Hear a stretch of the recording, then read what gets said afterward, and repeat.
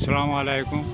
এখন আমরা আছি ৩৯ নম্বর খাজবাগান সরকারি প্রাথমিক বিদ্যালয়।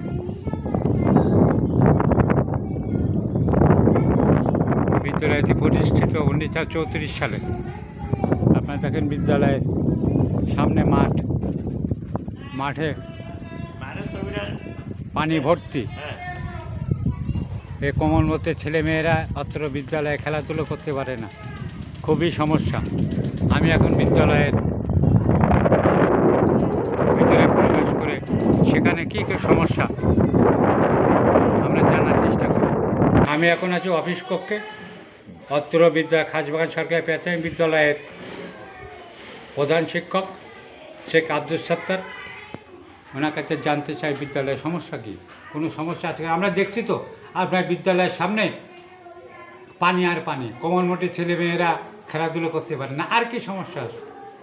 আমার বিদ্যালয়ে মাঠ ভরাট প্রয়োজন, আশু প্রয়োজন এবং শ্রেণীকক্ষ মানে স্বল্পতা।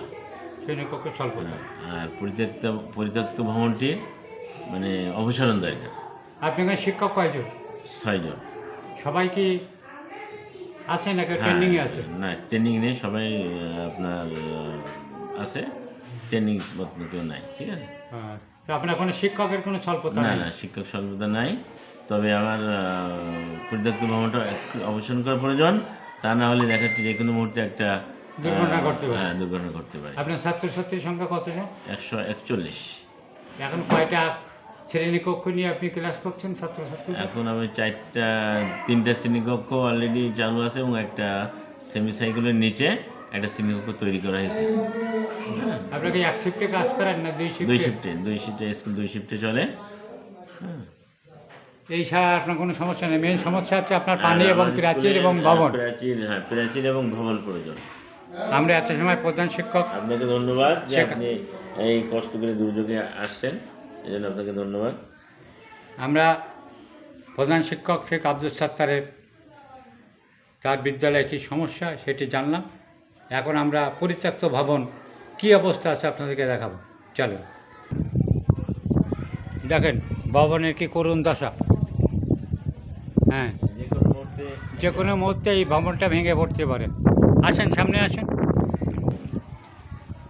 পুরাতন ভবন।